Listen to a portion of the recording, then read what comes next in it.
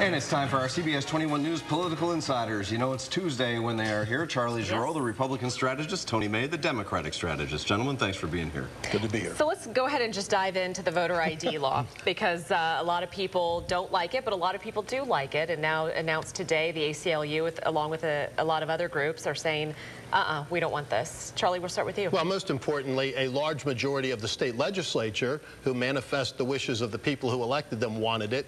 They passed it. I think it will pass any constitutional muster. This law was fashioned after the Indiana statute, which has already cleared every hurdle with the United States Supreme Court. Frankly, it's just common sense, and all the palaver that's going on over voter ID makes one wonder. But can it tie it up enough that maybe we wouldn't be able to enact it by November, Tony? Well, there's a question in other states like Texas, which is not a liberal state. The federal courts held that it was unconstitutional. They postponed implementation. It's happened in some other states that the federal courts have been unwilling to allow the law to go without some challenge and some revision. We just can't tell here in Pennsylvania, and one of the things is, part of it is the willingness of the Department of State Bureau of Elections to really make an outreach effort to reach out to people who don't have IDs. I mean, if there's a good faith effort, they may be able to make believers out of most citizens. Well, what is the argument here?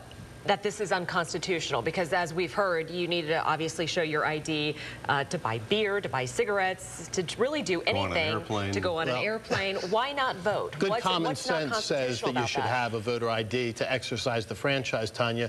As you know, I'm a lawyer, but I try not to play one on TV. I haven't had a chance to read the suit yet, but generally where these come from is under the Voting Rights Act of 1964, and the specific provisions that they've typically attacked these statutes don't apply to Pennsylvania. So the states that Tony mentioned a moment ago may not be applicable to the situation here in Pennsylvania. It's a common sense law. The overwhelming majority of Pennsylvanians think this is a good idea. When you say there's significant opposition, it's very, very limited. Right. If it causes a burden to some voters with low income, I think it could be overturned, but they've got to demonstrate to the court that the cost of taking a cab to go to the auto registration place to get your photo ID is a real and tangible burden. Wouldn't you say, Charles? Well, the state is trying to help people with that, with the transportation.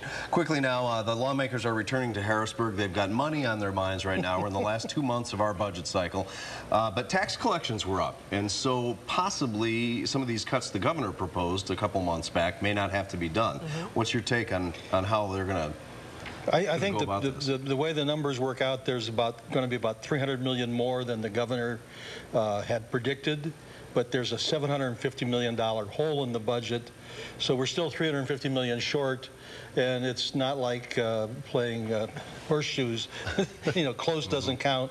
There's going to be a movement on the part of some people to delay business tax reductions, the capital stock and franchise reductions, which would be about $300 million, really close that gap. Charlie may not agree with it, but it's one way to close the gap and not have to raise taxes or cut programs this year. Well, Tony is clairvoyant, because I don't agree with it. It is a tax increase when you have a tax that's scheduled to be put out of business and long ago should have been being kept on the books. One of the most onerous taxes on the formation of jobs in Pennsylvania, because small businesses are particularly hard hit by the capital stock and franchise tax. It's a job killer. If Pennsylvania's economy wants to get going again, this is one of the taxes that should have gone by the board long ago and certainly should now.